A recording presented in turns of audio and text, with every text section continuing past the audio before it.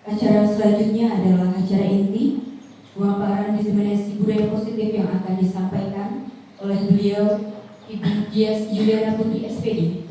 Waktu dan tempat kami bersama. Saya ingin berterima kasih sekali khususnya dari Bapak Ibu Guru SD Klek 1, Kalisabuk 1 dan Bulpayung 2. Kemudian juga Bapak Ibu Guru beserta staf karyawan SD Negeri Klek 2. Saya tidak berniat untuk menggurui atau apapun. Saya di sini murni hanya ingin sharing apa yang sudah saya dapatkan dari program pendidikan guru penggerak yang sedang saya jalani. Dari modul 1 yang sudah saya pelajari Bapak Ibu, ada 4 materi, yaitu yang pertama modul 1.1, Filosofi Pendidikan dan Dewantara, modul 1.2, Nilai dan Peran Guru Penggerak, modul 1.3, Visi Guru Penggerak, dan modul 1.4, Budaya Positif. Menciptakan budaya positif mendukung murid menjadi pribadi yang bahagia, mandiri, dan bertanggung jawab sesuai pendidikan. Itu adalah quotes yang saya petik ya, asalnya dari perkataan Ki Hajar Dewantara. Nah, di sini ada konsep utama budaya positif. Perubahan paradigma belajar, kemudian disiplin positif, motivasi perilaku manusia, kebutuhan dasar, posisi kontrol restitusi, keyakinan kelas, dan segitiga restitusi. Nah, saya ingin bertanya kepada Bapak Ibu semua. Bapak Ibu setuju atau tidak? 1. Hukuman dapat mendisiplinkan anak. Bagaimana menurut Bu Wilda mungkin? Hukuman dapat mendisiplinkan anak. Setuju atau tidak Bu Wilda?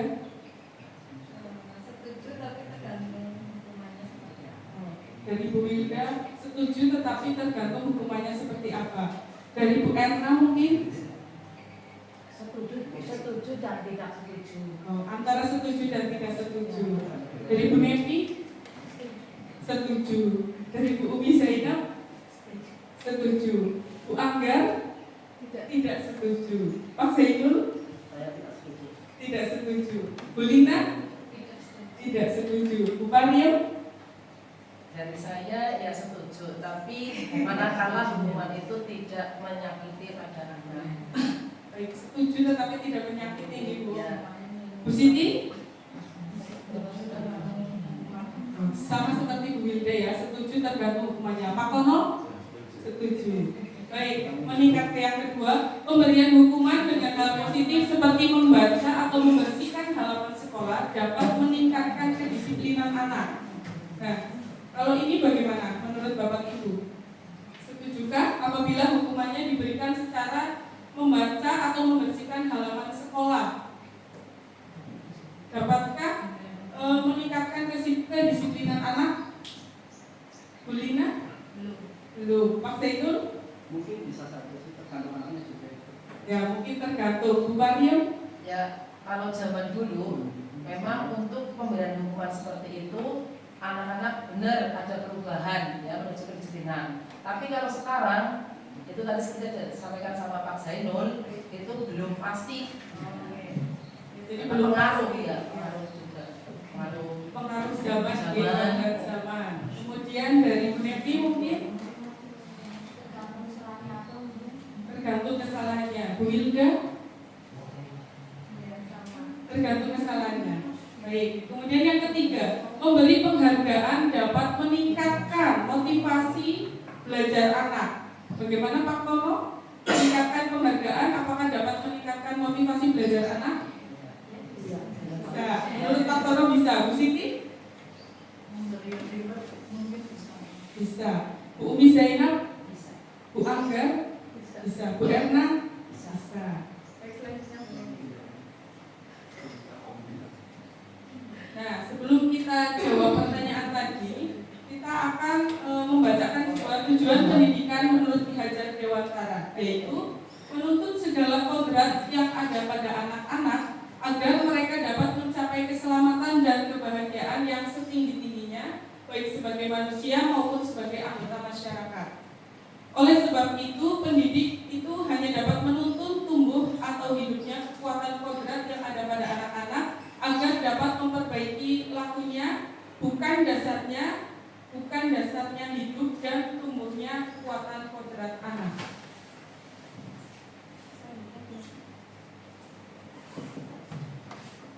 Nah, selanjutnya ada filosofi pendidikan Ki Hajar Dewantara. Peran pendidik diibaratkan seorang petani atau tukang kebun yang tugasnya merawat beragam tanaman sesuai kebutuhannya agar tumbuh dan berbuah dengan baik. Jadi yang dimaksud filosofi pendidikan dari Ki Hajar Dewantara ini yaitu kita sebagai guru itu diibaratkan sebagai petani atau pekebun. Kita tidak bisa merawat tanaman jagung seperti merawat tanaman padi ataupun merawat tanaman padi dengan cara merawat tanaman jagung. Tentunya setiap anak memiliki karakteristiknya masing-masing dan kita sebagai petani pasti sudah paham bagaimana cara menumbuhkan tanaman padi, bagaimana cara menumbuhkan tanaman jagung dan lain sebagainya. Kemudian pendidikan harus sesuai dengan kodrat alam dan kodrat zaman. Di sini mungkin yang pertama ada kodrat alam. Kodrat alam itu mempengaruhi karakteristik anak didik kita nih Bapak Ibu. Ini bisa terlihat bedanya pada anak-anak didik kita yang berasal dari daerah mungkin pesisir pantai ataupun di Keleng, sebagian besar penduduknya sebagai petani ataupun juga di gunung. Jadi semua itu tidak bisa kita samakan. Kita sebagai guru harus bisa membaca karakteristik dari peserta didik. Selanjutnya kodrat zaman. Nah, kodrat zaman itu juga harus kita perhatikan. Karena pendidikan zaman sekarang dan pendidikan zaman dulu mempraktikannya sudah berbeda. Tidak mungkin kita mendidik anak didik kita seperti saat kita masih sekolah dulu. Karena apa? Meskipun masih sama-sama di SD Keleng 2 ya Pak Saidul, terutama Pak Saidul yang alumni di sini. Nah, pasti berbeda cara menerima Pak Saidul menerima pendidikan dengan sekarang Pak Saidul mendidik. Begitu juga Bu Erna, Bu Siti juga ya, alumni Keleng 2 juga. Oh iya, Pak Tono juga.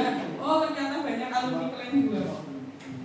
Nah, pasti cara mendidik anak-anak itu berbeda. Kenapa seperti itu? Karena di sini ada kesesuaian dengan zaman. Zaman dahulu mungkin kita mendidik masih dengan cara marah-marah, anak tidak mengerjakan PR, silakan keluar seperti itu. Nah kalau sekarang tidak bisa seperti itu. Kodrat zaman mereka adalah mungkin lebih cara mendidiknya lebih halus, kita lebih menghamba kepada anak bahwa guru itu harus memahami benar tentang karakteristik anak. Nah, di sini ada trilogi pendidikan menurut Ki Hajar Dewantara. Yang pertama ada Ingarso Sungtulodo.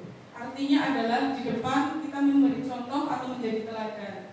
Kemudian Ing Madyo Manungkarso, di tengah membangun motivasi murid-murid kita. Selanjutnya Tutwuri Handayani, di belakang kita memberi dorongan. Nah, tentunya posisi kita sebagai guru harus menyesuaikan dengan trilogi pendidikan yang sudah disampaikan oleh Ki Hajar Dewantara. Mana saatnya kita berada di depan memberi teladan, mana saatnya kita berada di tengah untuk memotivasi, dan mana saatnya kita di belakang untuk memberikan dorongan.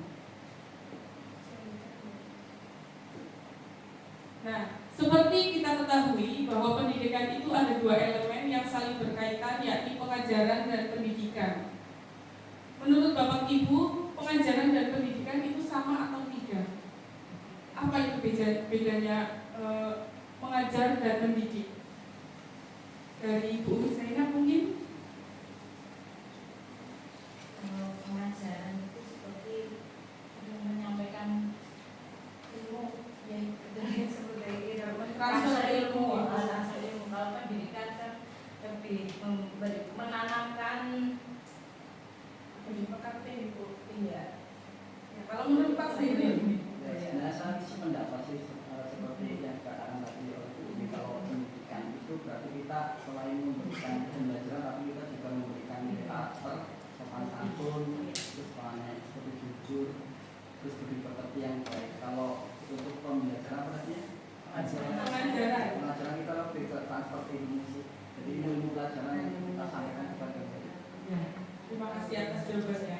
Ya betul sekali, di sini ada perbedaan antara pendidikan dan pengajaran. Jika pengajaran adalah transfer ilmu atau menyampaikan ilmu atau manfaat bagi hidup anak-anak secara lahir maupun batin, pengajaran ini berarti cara kita menyampaikan bisa dengan diskusi, bisa dengan sharing, bisa dengan penyanyi mungkin menyanyi, maaf nih, saya tipu Bapak bisa dengan menyanyi, membuat puisi, kerjasama. Jadi kalau mengajar mungkin siapapun bisa dilakukan, tapi berbeda dengan mendidik. Pendidikan adalah tempat menaburkan benih-benih kebudayaan yang hidup dalam masyarakat sekaligus sebagai instrumen tumbuhnya unsur peradaban. Nah, kalau pendidikan itu lebih kepada kita bagaimana cara kita membangun budi pekerti atau karakter pada anak. Jika pengajaran itu lebih kepada kita mentransfer ilmu. Pengajaran itu merupakan bagian dari pendidikan. Jadi ketika kita mendidik pasti ada mengajarnya. Tetapi apabila kita mengajar belum tentu kita sedang mendidik. Jadi pendidikan itu tempat menaburkan benih-benih kebudayaan bangsa Indonesia, tolong menolong, kerjasama, saling menghormati, mewariskan tentang kebudayaan agama kita kepada anak-anak.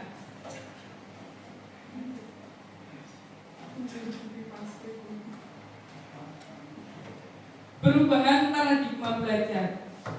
Nah, di sini yang pertama ada tentang profil pelajar Pancasila. Nah, tentang profil pelajar Pancasila kurang lebih kita sudah mengenal 2 tahun belakangan ini di Bapak Ibu, karena sebelumnya kita sudah pernah ikut BIMTEK Umardi atau kurikulum Merdeka. Nah, apa saja Bapak Ibu profil pelajar Pancasila? Yaitu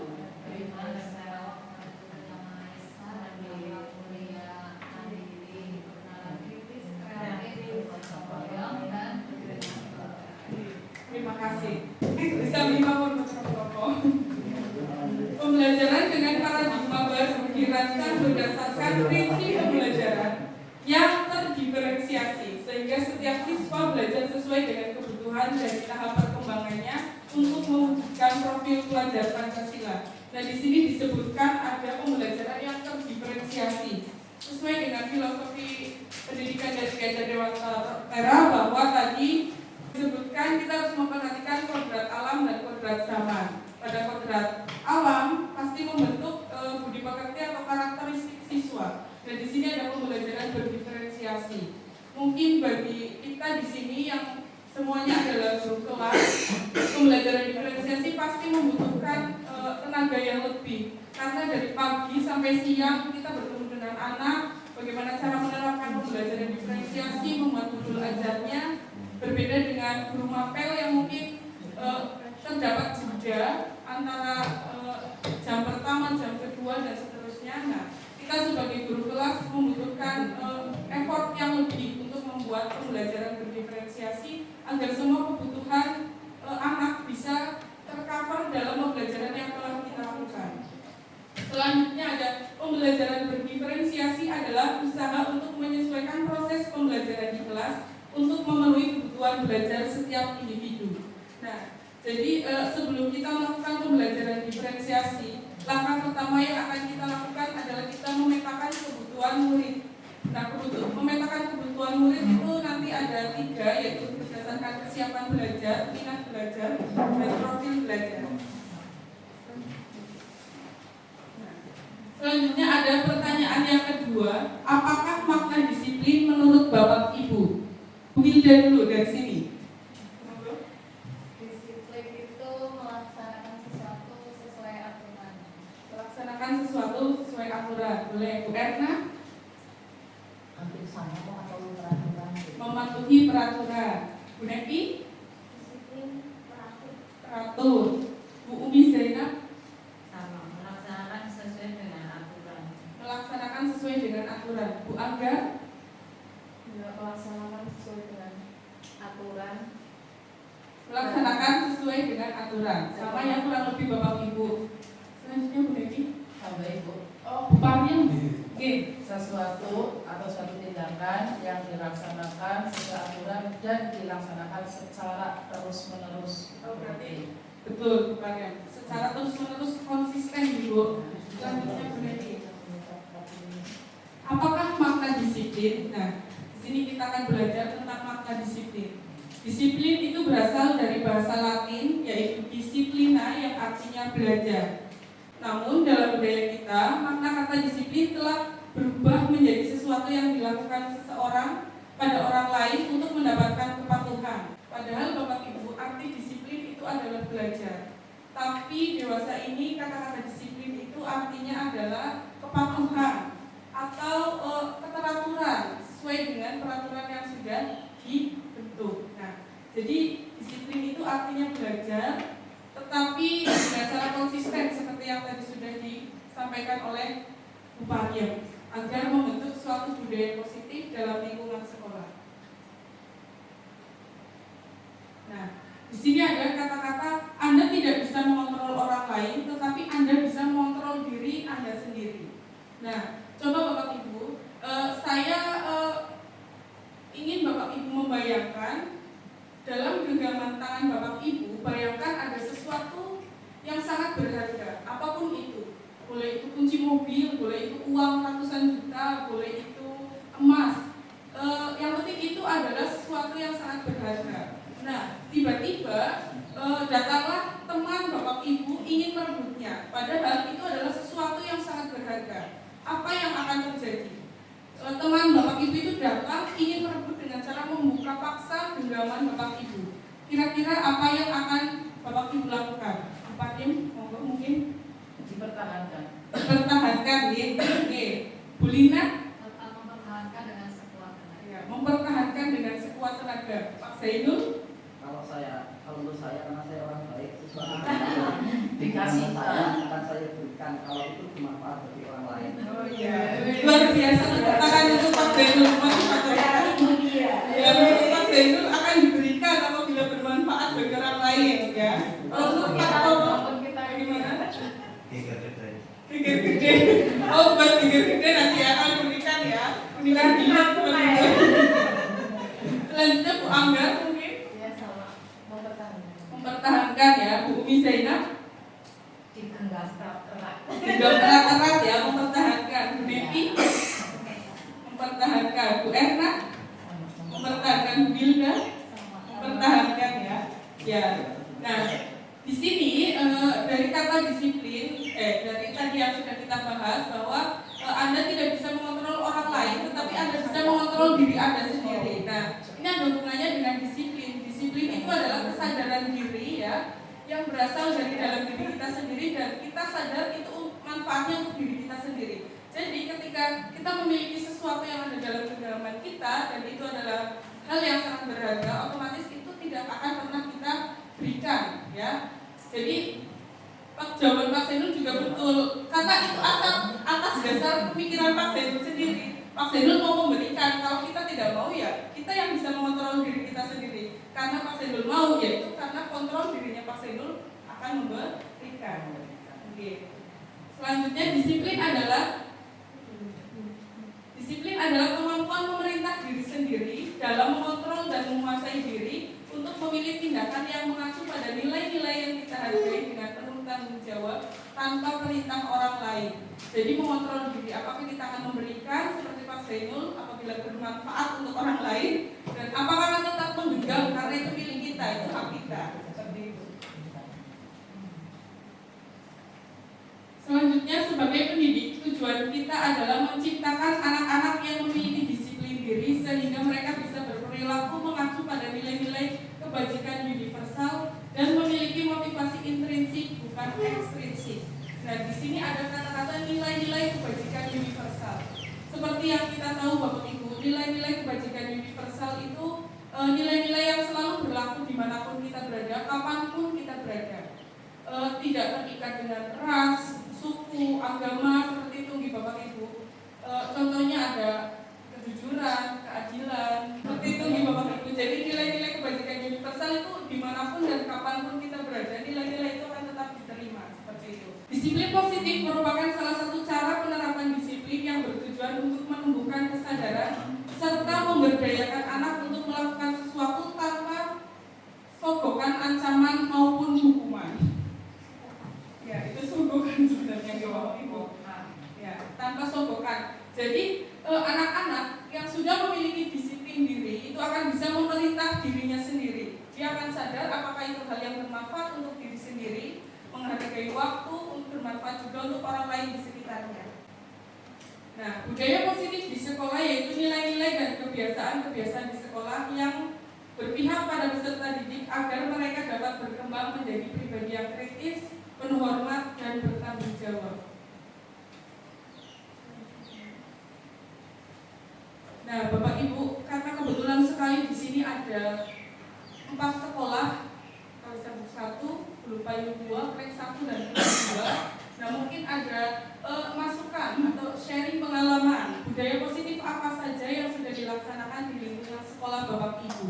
Mungkin bisa dimulai dari Bu Lina. Monggo Bu Lina.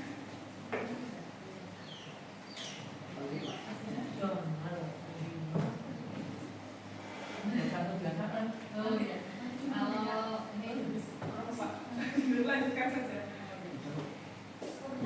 kalau di sekolah saya ya, khususnya di kelas saya, karena ini masih terbatas saja di kelas saya, mungkin penerapan budaya positif yang saat ini baru saja dilaksanakan yaitu tentang pembiasaan budaya membaca atau literasi di kelas ini. Jadi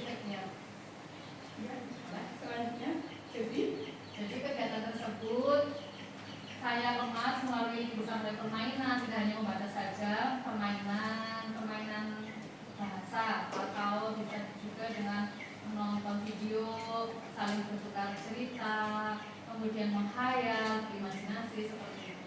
luar biasa, tepuk tangan untuk Bu Lina. Jadi budaya positif yang sudah ada di kelasnya Bu Lina itu sangat luar biasa. Literasi paginya jalan Ibu, ada bermain, menonton video, membaca, menulis. Nah, jadi literasinya semua tersampaikan, membaca, menulis, calistung ya, Bu Lina. Oke. Ada literasi dan numerasinya juga di sini. Kemudian mungkin dari Bu Angga.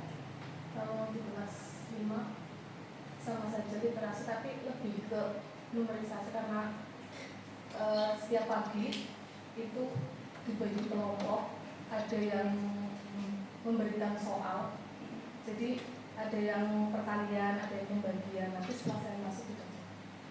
Ya, luar biasa juga tepuk tangan untuk literasi yang sudah berjalan di kelasnya Bu Angga, yaitu tentang numerasi nih Bu Angga. Jadi anak-anak membuat soal, mungkin ditukar nih Bu Angga, saling mengerjakan, kemudian nanti akan dicocokkan, dikoreksi, dan dibahas bersama gurunya, seperti itu. Kemudian mungkin Bu Umi Zainab.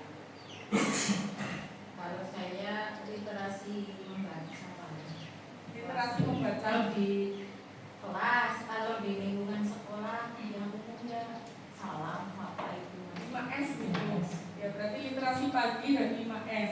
Kemudian mungkin di lingkungan sekolah atau kelasnya Bu Milda. Kalau di kelas saya, kebetulan setiap pagi kami dibiasakan untuk melakukan kegiatan rutin di jadwal setiap Senin, misalnya menuliskan kegiatan di hari Minggu. Terus hari Selasanya ada numerasi, hari Rabunya literasi membaca, Kamisnya bercerita, Jumatnya membaca juga, dari Sabtunya evaluasi.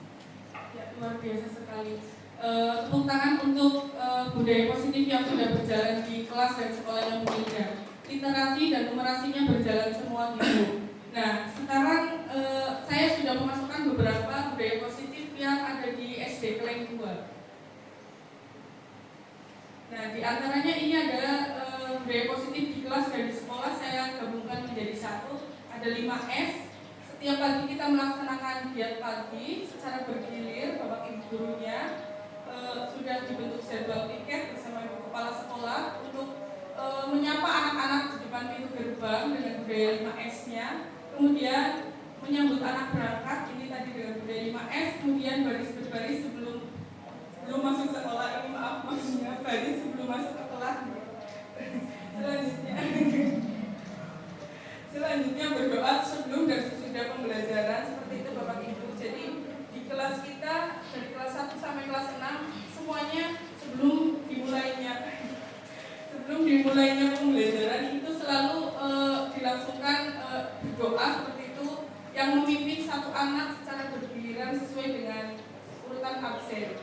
Kemudian ada sholat piket kelas dan kebersihan lingkungan. Jika piket kelas setiap hari berjalan sesuai jadwal pada harinya, kebersihan lingkungan itu biasa dilaksanakan di SD Kleng 2 Jumat bersih, kalau tidak Sabtu ceria.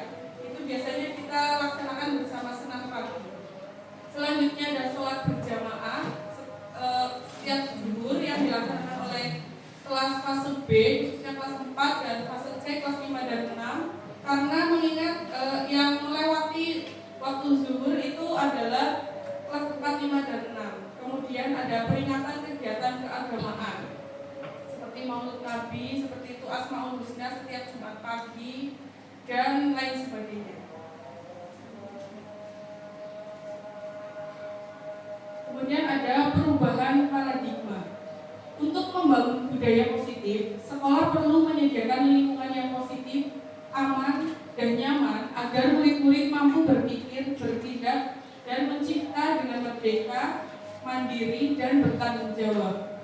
Kita sendiri yang memegang kontrol atas kepala tangan kita. Di sini ada ilusi guru mengontrol murid.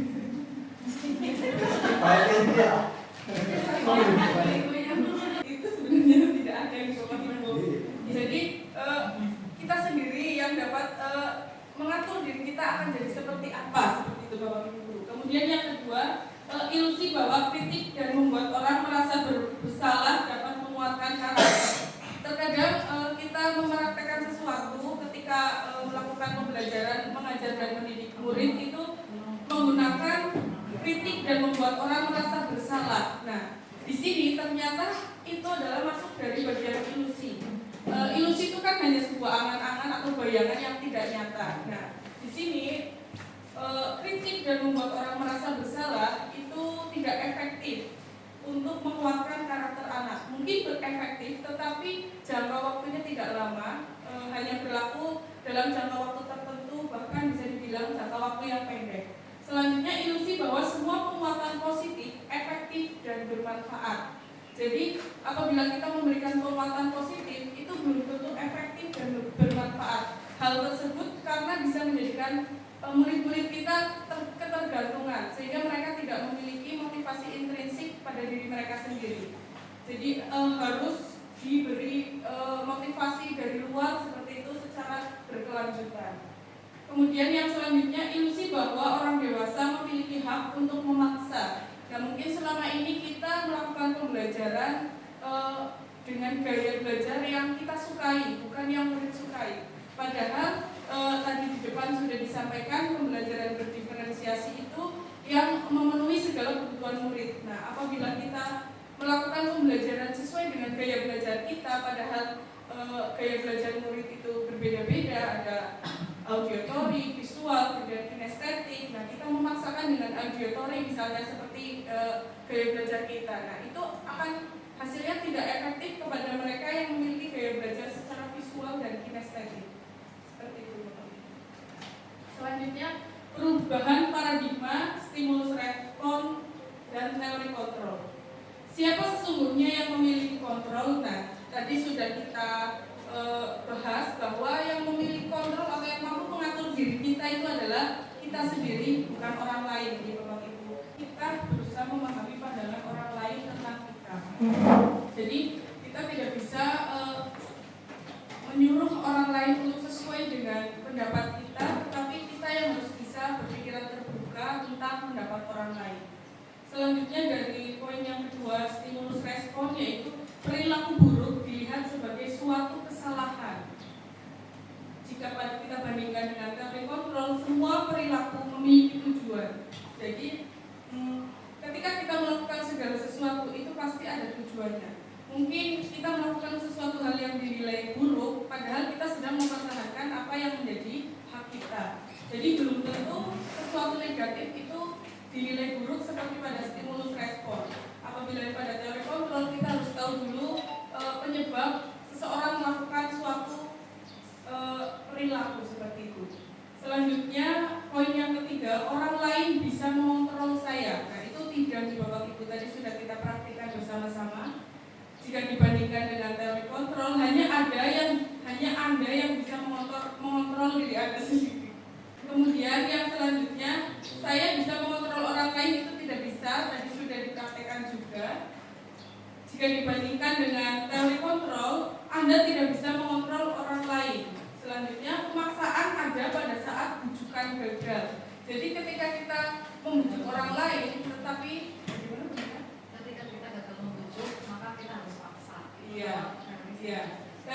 stimulus respon berlaku bahwa ketika orang lain tidak bisa kita bujuk, maka akan ada yang namanya pemaksaan seperti itu. Tetapi jika kita bandingkan kolaborasi dan konsensus menciptakan pilihan-pilihan baru. Jadi di sini mungkin kita duduk bersama, kita musyawarahkan, kita obrolkan apa yang menjadi permasalahannya agar menemui suatu titik temu dan mungkin ada pilihan-pilihan baru seperti itu. Selanjutnya poin yang terakhir, model berpikir menang kalah dan teori kontrol model berpikir menang-menang. Jadi apabila pada teori stimulus respon itu ketika orang berpandangan ada yang menang dan ada yang kalah. Tapi pada teori kontrol kita cari jalan tengahnya di mana semua pihak bisa merasa menang seperti itu. Selanjutnya Bu Dewi. Nilai-nilai kebajikan yang ingin dicapai oleh setiap anak Indonesia kita kenal dengan profil pelajar Pancasila. Nah, di sini ada motivasi perilaku manusia.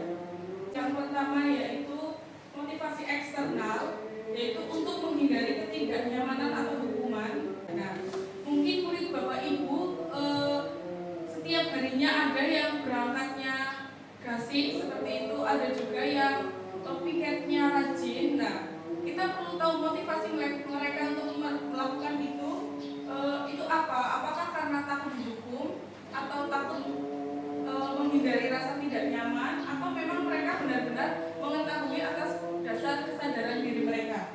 Yang selanjutnya untuk mendapatkan imbalan dari orang lain atau institusi. Jadi pada motivasi eksternal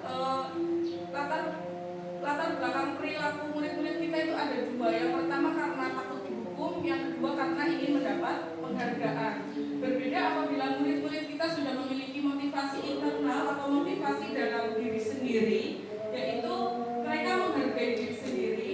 Jadi pertanyaan yang timbul, saya akan menjadi orang seperti apa bila saya melakukannya. Jadi dia sadar bahwa budaya positif yang sudah terlaksana itu untuk keperluan dirinya sendiri, menghargai diri sendiri, dan juga bermanfaat bagi orang lain seperti itu.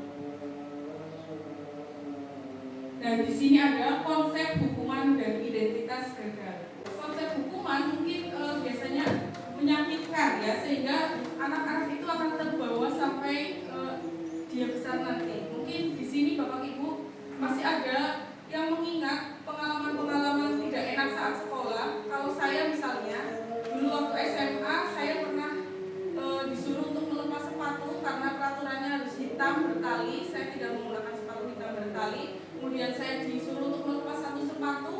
Selama seharian itu saya hanya pakai satu sepatu. Jadi ketika berangkat sekolah sampai kelas, padahal kelas saya di ujung seperti itu, saya hanya berjalan menggunakan satu sepatu diikuti oleh Pak Guru saya harus berjalan sampai kelas, dan itu membuat saya merasa tidak nyaman dan mungkin jika bisa dibilang itu sakit hati seperti itu. Mungkin ada Bapak Ibu pengalaman yang seperti itu. Bu Lina mungkin pernah. Pak Zainul pernah. Apa Pak Zainul? Pasti tidak berangkat pramuka, bawa sabu. Enggak, itu salah satunya, lebih banyak. Banyak. Oh, banyak, berarti Pak Zainul banyak sekali. Apa? Ya, boleh Pak Zainul sharing di sini. Karena saya rumahnya dekat, tetapi kok nggak tahu kenapa kok saya bisa telat. Saya sudah menduga ketika Pak Zainul bilang dekat, pasti telat sebenarnya. Ketika saya telat ke sekolah, di situ saya mendapatkan hukuman dari ibu saya supaya menghormat kepada yang bendera yang nomor saya hitam sampai sekarang. Jadi Pak Zainul ini menghormatnya kepada tiang bendera, bukan kepada bendera ya Pak Zainul? Sudah ke bendera. Oh, ke bendera. Bu Siti mungkin? Paling dulu waktu SMA kalau saya telat kan tulis bolak balik gitu biasa mama. Oh, sampai tangannya pegel ya Bu Siti.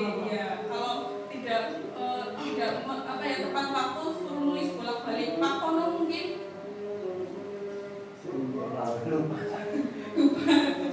Lupa Pak Kono karena tidak ingat gurunya siapa ya Pak. Bupati mungkin, nah ini lebih senior lagi karena sudah lama sekali waktunya. Kalau pengalaman dulu waktu di SD, saya sih nggak pernah mengalami, cuma teman itu kalau tidak mengerjakan PR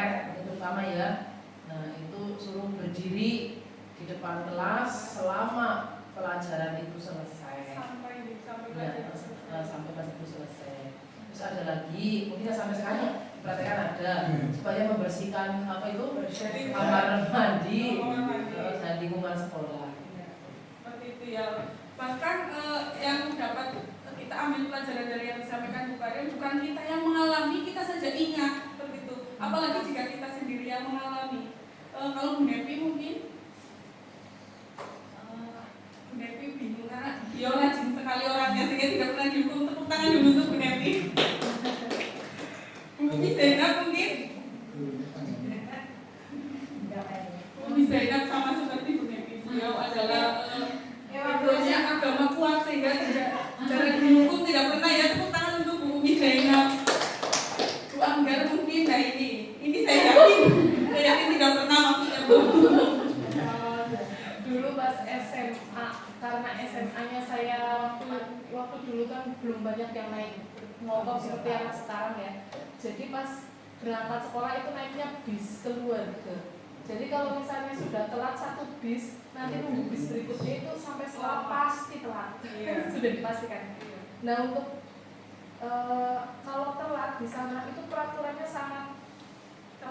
sangat ketat ya. Jadi harus minta tanda untuk masuk ke sekolah, harus minta tanda tangan dari satpam, terus ke wali kelas, baru ke guru BP dan baru boleh masuk kelas. Jadi kalau misalnya berangkat kok sudah ketinggalan bis, malah jadi mending Tidak berangkat sekali ya. Iya. Provokator. Ini saya juga dulu pernah di SD Kelainan 2 ketika ngajar di kelas 6 ya duduk. Ini termasuk hukuman atau bukan? Ini sudah komitmen tapi dengan anak-anak jika 3 kali berturut-turut tidak mengerjakan PR satu mapel, misalkan matematika ya, 3 kali berturut-turut tidak mengerjakan. Nah, terus yang ketiganya itu saya suruh pulang untuk meminta tanda tangan orang tua dan kesininya lagi setelah pelajaran itu selesai. Nah, ini karena sudah berulang kali, terutama ya anak-anak itulah ya yang sulit sekali dikendalikan, PR tidak pernah mengerjakan, alasannya ini itu. Akhirnya saya bertindak seperti itu. Tapi setelah saya takoni seperti itu ya, alhamdulillah anak itu ada perubahan. Nah, ini termasuk kategori hukuman atau apa, tapi sudah ada kesepakatan dari kelas itu. Ya, nanti kita bahas itu. Jadi itu ada di bagian belakang nanti Bu. Luar biasa, kita simpan dulu pengalamannya Bu Pariam. Kemudian tadi sampai di Bu Erna mungkin. Nah kalau ini saya juga yakin sekali sama seperti Bu Angga tidak pernah. Ada, tapi yang paling berat itu SMP. Oh iya. SMP memang karena saya tomboy ya. Ya, saya memang berkelahi sama laki-laki ya, sama Pak Harjana suruh bikin pernyataan 2 lembar yang ditandatangani sama orang tua dan nggak akan mengulangi perbuatan itu lagi. Seperti itu ya. Jadi saat SMP, karena SMP-nya sama berada dengan saya, dulu ada sistem poin juga ya. Kalau ada di sekolah lanjutan mungkin sekarang sudah tidak ada ya. Itu ya Bu, dapat poin dulu ya. Ya kan? Ya. Terus selanjutnya ada Bu Hilda mungkin. Kayaknya ada Tapi lupa tidak mau mengasih, tidak mau memberitahukan itu lagi ya. Tidak apa-apa. Nah, jadi pengalaman-pengalaman itu yang kita mendapatkan hukuman seperti itu nih Bapak Ibu, itu pasti biasanya menyakitkan, kemudian membuat kita merasa tidak nyaman. Sampai sekarang saya juga masih merasakan itu kalau diingat-ingat di alur Bu Menyong seperti itu ya. Nah, selanjutnya ada, nah itu siswanya jadi takut, betul sekali Bapak Ibu. Saya kalau ada guru itu lewat, saya takut karena kayak ini sih orang sepatumu seperti itu. Saya kira sudah lupa. Kemudian ketika bertemu lagi dengan saya, coba dia mana sepatunya lah. Saya pede saja karena saya sudah betul seperti itu. Jadi setiap bertemu saya, akhirnya beliau melihat sepatu saya seperti itu. Selanjutnya siswa menjadi rendah diri ya. Jadi mungkin karena merasa malu, akhirnya siswa tersebut akan merasa rendah diri dan tidak efektif apabila yang kita lakukan adalah pemberian imbalan seperti itu. Nah, anak itu akan menjadi ketergantungan dan yang pertama mungkin ketergantungan, yang kedua mungkin akan bosan apabila habis tahu yang diupai kayak supaya yang diperintahnya berubah seperti itu. Nah, jadi mungkin efektif tapi untuk jangka waktu yang pendek.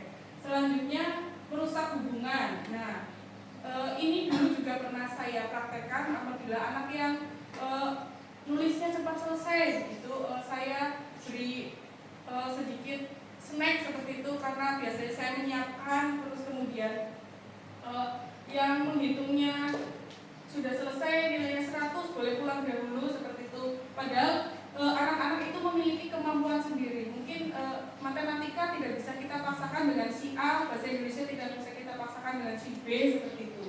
Kemudian mematikan kreativitas anak. Nah, karena kita berimbalan, jadi anak tersebut kreativitasnya akan mati karena apa yang mereka lakukan bukan berdasarkan apa yang ada pada diri mereka, tapi apa yang disuruh oleh orang lain. Selanjutnya menghukum dengan sistem ranking. Nah, ini Bapak Ibu, sampai sekarang mungkin masih sering kita terapkan ya, dilema etika ya. Sebenarnya sekarang sudah tidak ada ranking, tapi wali murid apabila setelah melakukan STS seperti itu, kemudian melakukan sumatif akhir semester SAS seperti itu, pasti orang tua yang pertama ditanyakan ketika mengambil raport, anak saya ranking berapa seperti itu. Nah, saya berusaha menjelaskan bahwa tidak ada perankingan, tapi meskipun saya tetap meranking karena terkadang penerimaan wali murid itu berbeda-beda seperti itu. Nah, anak itu mempunyai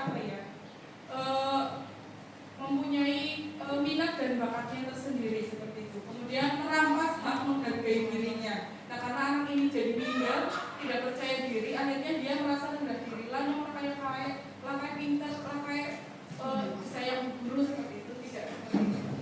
Di sini ada konsep disiplin dengan identitas sukses. Yang pertama ada konsekuensi akibat dari suatu perbuatan. Nah, di sini konsekuensi mungkin efektif, tapi hal tersebut yaitu penguatan jangka pendek.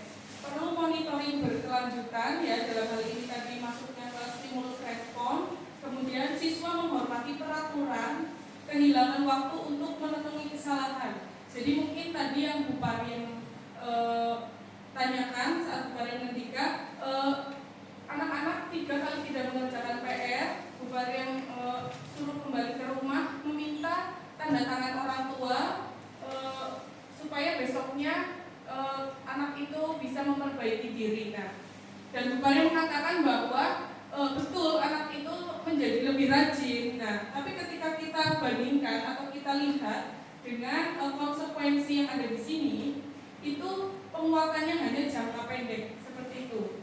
Nah, kalau menurut saya lebih efektif lagi apabila nanti anak tersebut kita terapkan langkah-langkah segitiga restitusi. Nah, karena peraturan tadi kan kesepakatan seperti itu di Bupatian. Nah, itu masuknya adalah penguatan jangka pendek. Mungkin efektif, tetapi tidak dalam jangka waktu lama. Mungkin nanti kalau sudah SMP sudah ganti guru seperti itu, dia akan kembali seperti semula seperti itu. Konsep disiplin restitusi. Yang pertama ada pengertian restitusi. Proses menciptakan kondisi bagi murid untuk memperbaiki kesadaran mereka sehingga mereka dapat kembali ke kelompoknya dengan karakter yang lebih baik. Jadi ketika ada anak-anak yang melakukan hal yang kurang sesuai atau melanggar dari keyakinan kelas seperti itu, nah anak-anak itu kita ambil dari kelompoknya bukan untuk memisahkan anak-anak itu dari kelompoknya, tetapi untuk memperbaiki karakter agar bisa kembali dengan karakter yang lebih kuat. Selanjutnya ada ciri-ciri restitusi, yaitu bukan menebus kesalahan, namun belajar dari kesalahan. Jadi kalau konsekuensi mungkin tadi anak-anak tersebut menebus kesalahan. Nah, kalau pada restitusi itu kita kembalikan pada keyakinan kelas. Jadi bagaimana cara mereka memperbaiki atau belajar dari kesalahan. Kemudian memperbaiki hubungan, tawaran bukan paksaan. Nah, jadi anak sendiri yang memperbaiki supaya kesadaran diri atau disiplin positif itu muncul. Selanjutnya mencari kebutuhan dasar yang mendasari tindakan, fokus pada karakter bukan tindakan, menguatkan dan fokus pada solusi. Nah, di sini yang perlu kita perhatikan adalah mencari kebutuhan dasar yang mendasari tindakan. Mungkin Bapak Ibu sekalian di kelas memiliki murid yang kebutuhan dasarnya belum terpenuhi. Misalnya ada kebutuhan dasar cinta dan kasih sayang, mungkin di rumah karena kurang perhatian, akhirnya di kelas itu caper sekali seperti itu. Nah, kita tidak boleh marah. Kenapa kita tidak boleh marah? Karena kita harus tahu kebutuhan dasar yang dibutuhkan oleh anak itu apa. Oh, ternyata di rumah tidak menerima kasih sayang sewajarnya seperti itu, sehingga anak tersebut caper ketika di sekolah. Selanjutnya ada juga yang kesenangan, mungkin cara mengajar kita yang membosankan, sehingga ketika pelajaran anak itu pasti ada 1 atau 2 anak yang usil seperti itu. Nah, menurut teori restitusi ini bukan anak yang salah, tapi guru yang harus memenuhi kebutuhan anak. Selanjutnya, kebutuhan yang selanjutnya adalah kebutuhan akan penguasaan atau kegemaran seperti itu. Nah, mungkin gaya belajar anak yang tadi ada 3, audiotori, visual, kinestetik, atau mungkin gabungan dari ketiga itu harus kita penuhi agar penguasaan mereka bisa terjadi secara maksimal. Kemudian di sini ada konsep disiplin dengan identitas sukses. Nah, kalau tadi konsekuensi itu masuk ke identitas sukses, hanya jangka waktunya pendek. Kalau hukuman masuk ke identitas gagal. Nah, kalau restitusi itu masuknya ke identitas sukses dengan jangka waktu yang lama. Nah, di sini siswa bertanggung jawab atas perilakunya.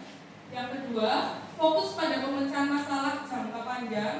Siswa menghormati dirinya dan orang lain. Teori kontrol, dirinya yang memegang kontrol. Siswa bersemangat memperbaiki kesalahan. Jadi ketika ada anak yang melanggar keyakinan kelas seperti itu, misalnya berangkat terlambat, seperti Pak Zainul rumahnya dekat tapi berangkatnya terlambat seperti itu. Nah, kita harus tahu kebutuhan dasarnya murid itu apa yang belum dipenuhi, sehingga hal tersebut terjadi. Kemudian setelah itu, selanjutnya kita tanyakan kenapa bisa seperti itu. Kemudian keyakinan kelas mana yang tidak dilakukan atau yang dilanggar. Kemudian untuk memperbaiki diri apa yang ingin kamu lakukan, sehingga melibatkan murid dalam melakukan disiplin positif. Kemudian di sini ada perbedaan contoh kasus, yaitu siswa sering tidak mengerjakan PR.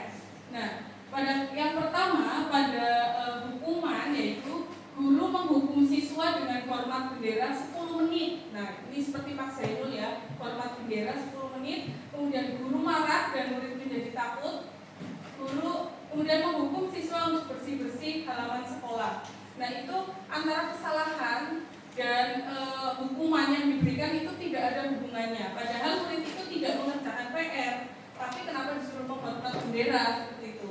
Selanjutnya ada konsekuensi. Konsekuensi itu guru memberikan konsekuensi untuk mengerjakan PR-nya saat jam istirahat atau dikerjakan 2 kali lipat. Kemudian guru tegas dan siswa menghormati guru. Nah, sedangkan restitusi, nah ini idealnya kita sebagai guru adalah melakukan yang ketiga ini, yaitu restitusi. Guru menanyakan keyakinan kelas atau membantu siswa menyelesaikan masalahnya. Guru terbuka dan siswa menghormati dirinya dan orang lain. Melibatkan siswa dalam menyelesaikan masalah agar siswa dapat tahu bahwa dirinya itu sedang melakukan pelanggaran dari keyakinan kelas yang sudah dibuat. Kemudian kita ambil dari kelompoknya, kita beri penguatan sehingga ketika dia kembali ke dalam kelompoknya dia dalam keadaan yang lebih kuat. Seperti itu. Ketika anak melakukan sesuatu, baik perilaku yang mungkin terlihat positif atau negatif, dalam teori kontrol itu adalah ada hal yang melatar belakanginya.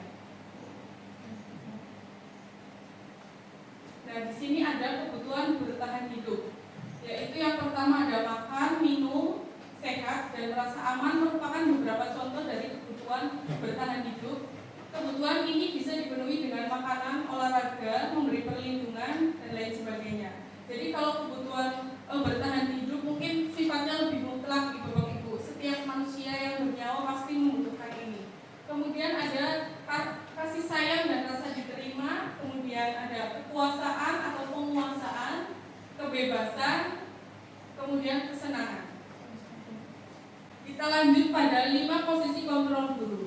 Nah, di sini ada penghukum, pembuat merasa bersalah, teman, pemantau, dan manajer. Kira-kira Bapak Ibu guru di kelas atau ketika berhadapan dengan murid, posisi kontrol mana yang sudah diterapkan? Apakah yang pertama, kedua, ketiga, keempat, atau kelima? Wilda?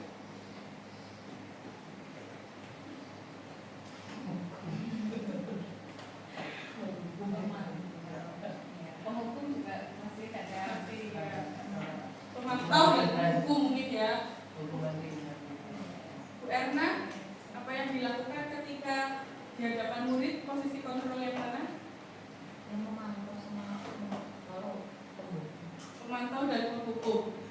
Bu Angga, teman pemantau manajer.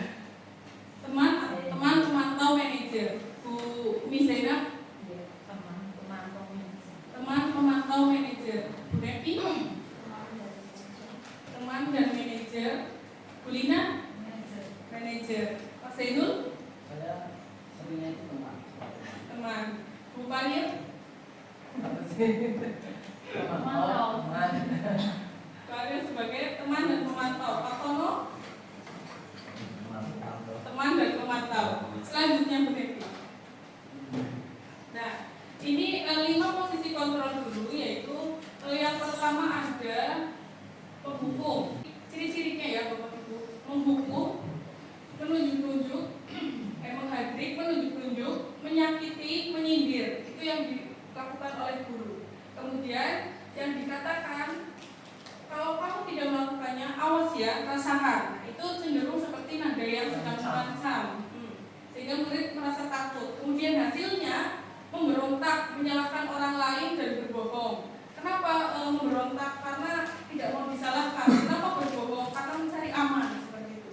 Selanjutnya ada kaitannya dengan dunia berkualitas. Murid meletakkan guru di luar dunia berkualitas. Jadi dunia berkualitas itu dunia yang ada di bayangan murid. Apabila gurunya nyengiti, lah Rasulullah gurulah tentang dunia bayanganku, seperti itu. Selanjutnya membuat merasa bersalah. Nah, ini maksudnya penghukum dan membuat merasa bersalah, masuknya ke identitas gagal karena kontrol berasal dari luar dirinya sendiri. Yang pertama ada ciri-cirinya yang guru lakukan, berceramah dan mengatakan seharusnya kamu seperti ini, kamu seperti ini. Ibu kecewa ya, kenapa kamu seperti itu? Nah, itu tidak boleh. Kemudian kamu seharusnya sudah tahu, ibu lelah sekali mengatakannya, ibu stres. Nah, itu seolah-olah anak penyebabnya. Jadi membuat rasa bersalah seperti itu. Kemudian yang kedua, yang selanjutnya hasilnya menyembunyikan, menyangkal dan berbohong. Jadi anak sulit terbuka dengan guru. Kemudian murid meletakkan guru di dalam dunia berkualitas. Selanjutnya ada murid berkata, maafkan saya. Nah, seolah-olah ini semua karena ulahnya dia, seperti itu. Kemudian dampak pada murid merasa rendah diri. Nah, karena dia merasa oh saya ini penyebabnya, seperti itu, sehingga rasanya penyebab rendah diri. Kemudian yang selanjutnya ada di identitas sukses, kontrolnya dari luar. Kemudian motivasinya mengharapkan imbalan atau ketergantungan pada orang lain. Yang pertama ada teman tadi. Mungkin kalau guru TK seperti itu mungkin wajar ya jika setiap harinya menggunakan posisi kontrol sebagai teman. Yang pertama yang guru lakukan yaitu membuat alasan-alasan untuk muridnya. Jadi apapun yang guru lakukan itu gurunya yang membuat alasan, seperti itu. Selanjutnya, ayolah lakukan demi ibu. Masa kamu tidak mau? Ingat tidak, ibu pernah bantu. Nah, itu seolah-olah kita seperti teman, mengungkit apa yang sudah kita lakukan untuk murid. Padahal itu memang tugas kita. Selanjutnya ada ketergantungan. Nah, ketika posisi kita sebagai teman, murid akan ketergantungan kepada kita, sehingga kreativitasnya itu akan terhenti, seperti yang sebelumnya sudah kita bahas tadi. Selanjutnya, murid meletakkan guru sebagai orang yang sangat penting di dunia berkualitas. Karena teman kan pasti penting ya. Jadi guru itu diletakkan di dunia berkualitas. Bayangannya murid, oh guru seperti ini, guru seperti ini.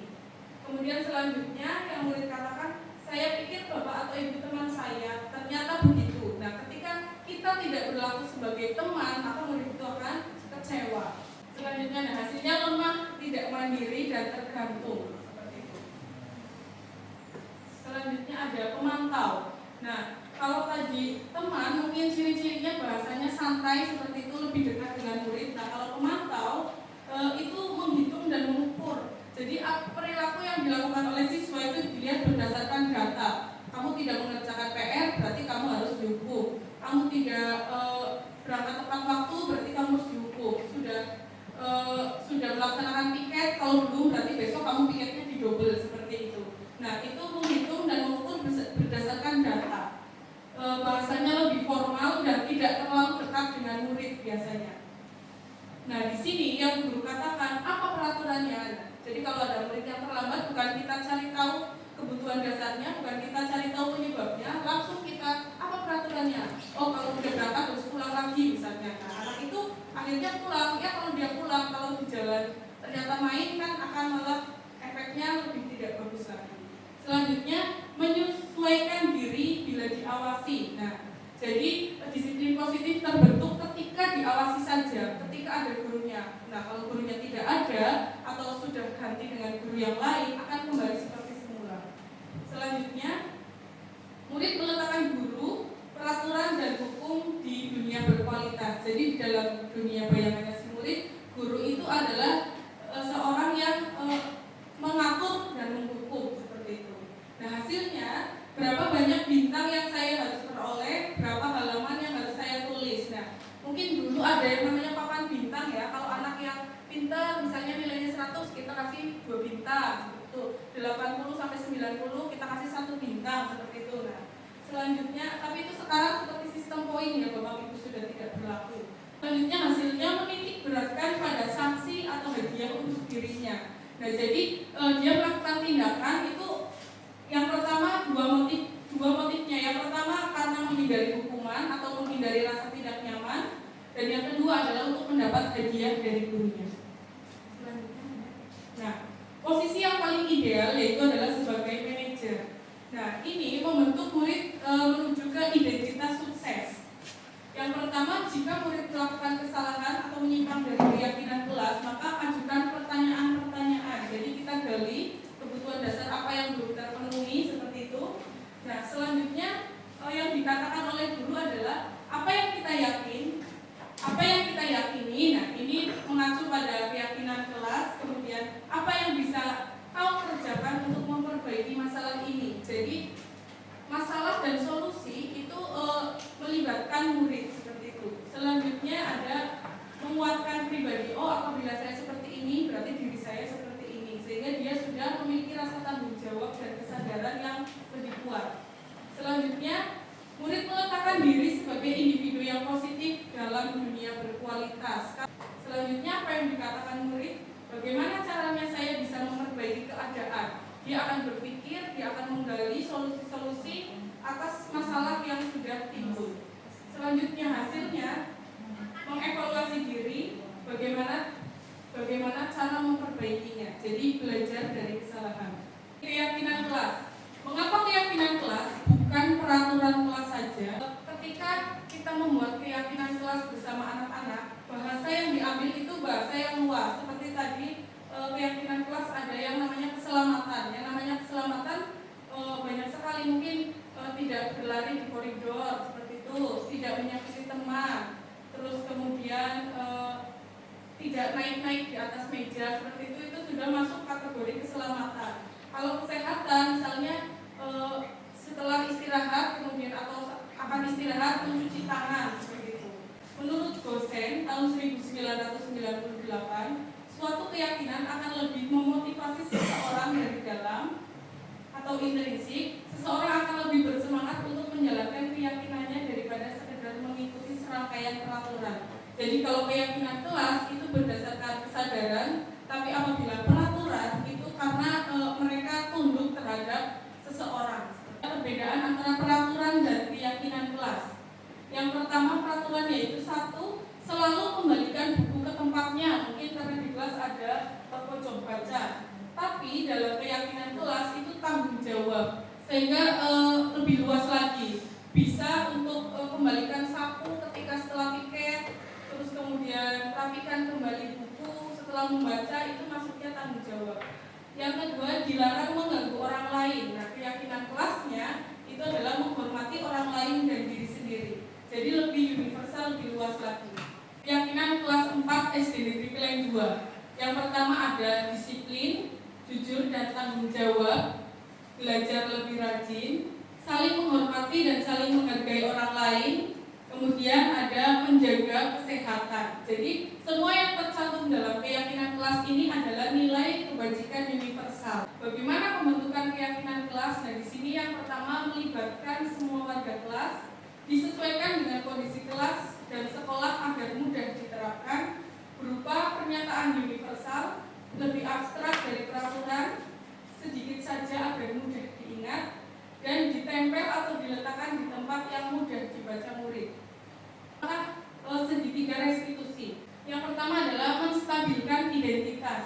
yaitu bisa kita maklumi seperti itu, tapi nanti tujuannya bukan untuk memaklumi saja, nanti ada tujuan solusinya. Yang pertama bisa kita lakukan, berbuat salah itu tidak apa-apa, kemudian tidak ada manusia yang sempurna. Saya juga pernah melakukan kesalahan seperti itu. Kita bisa menyelesaikan ini. Bapak Ibu tidak tertarik mencari siapa yang salah, tapi Bapak Ibu ingin mencari solusi dari permasalahan ini. Kemudian kamu berhak merasa seperti itu. Nah, yang selanjutnya validasi tindakan yang salah. Padahal kamu bisa melakukan yang lebih buruk dari ini ya. Nah, seperti itu. Kamu pasti punya alasan mengapa melakukan hal itu. Kamu patut bangga pada dirimu sendiri karena kamu telah melindungi sesuatu yang penting buatmu.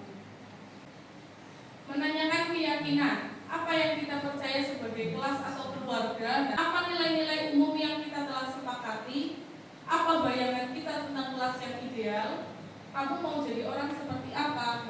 Selanjutnya mungkin dari Bapak Ibu ada yang ingin memberikan refleksi, pertanyaan atau masukan. Saya terbuka Bapak Ibu atas saran, kritik yang masuk untuk saya. Pak Zainul, boleh. Terima kasih atas waktunya juga semakin saja nih. Sangat luar biasa sekali tadi yang telah disampaikan oleh Bu Dias dari awal sampai akhir, sangat jelas, sangat luar biasa sekali dan menambah ilmu bagi saya juga dan teman-teman.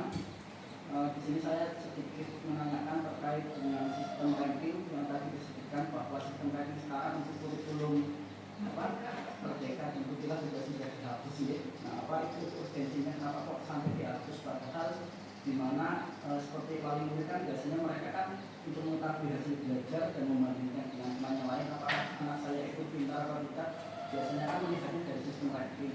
Nah, kenapa kok bisa sampai dihapus ya? Ini kan terjadi dilema etika ya.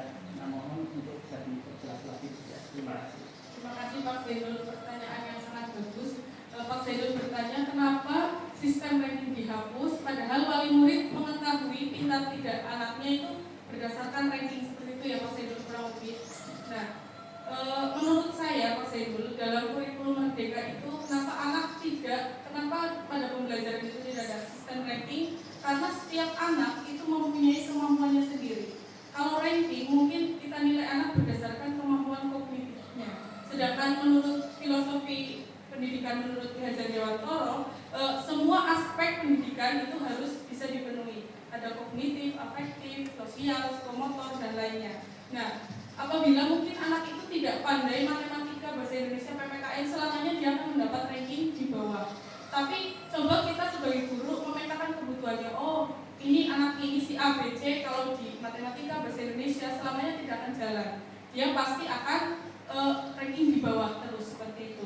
Tapi punya jiwa kebersihan, rajin sekali, kalau habis istirahat menyapu, nah itu nilai plusnya di situ. Atau mungkin matematika tidak bisa, bahasa Indonesia tidak bisa, tapi olahraganya sangat jago seperti itu. Ada murid saya saat ini saya ajarkan seperti itu. Saya meskipun saya bukan guru olahraga, tapi saya bisa melihat potensi itu bahwa anak itu ketika di kelas kemampuan kognitifnya mungkin bisa dibilang tertinggal dari teman-temannya. Tetapi ketika pelajaran penjaskes, saya bisa melihat bahwa ada potensinya di sebelah situ, seperti itu Pak Zainul. Jadi untuk sistem ranking kenapa kurang efektif? Karena hanya satu aspek yaitu kognitif saja yang dipenuhi seperti itu. Padahal murid-murid bersekolah itu harus segala potensi yang ada pada dirinya harus bisa dimunculkan seperti itu. Karena memiliki minatnya masing-masing. Seperti itu Pak Zainul. Saya terima Pak Zainul. Terima kasih. Bulina, monggo Bulina. Terima kasih. Sebelumnya pantun dulu ya. Boleh sekali pantun Bulina. Pagi-pagi pergi ke alas. Cakep. Alasnya ada di Pulau Sulawesi. Cakep. Terima kasih sekali saya Nagita pada Bu Dias yang telah berkenan berbagi materi di seminar. Ya, cakep ya. Tahan pantunnya Bulina. Boleh dong harus kulitnya. Boleh dong saya bertanya. Oh, boleh. Ke Jakarta boleh. Cakep. Boleh. Selanjutnya Bulina. Oh, iya, baik.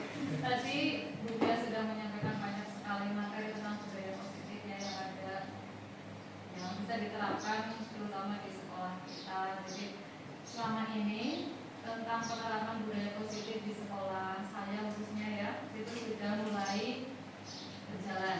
Nah, yang ingin saya tanyakan, apalagi yang sedang hangat-hangatnya ini ya, itu kasus bullying ya. Dan bagaimana menurut Bu Dias itu kita sebagai guru memposisikan diri kita saat terjadi adanya bullying? Karena saya pribadi itu mengalami kesulitan saat anak-anak apalagi dalam berbicara itu seringkali membuli temannya dari segi fisiknya, belum lagi misalnya kamu kok gendut misalnya seperti itu ya, berarti itu sangat menyakiti hati temannya.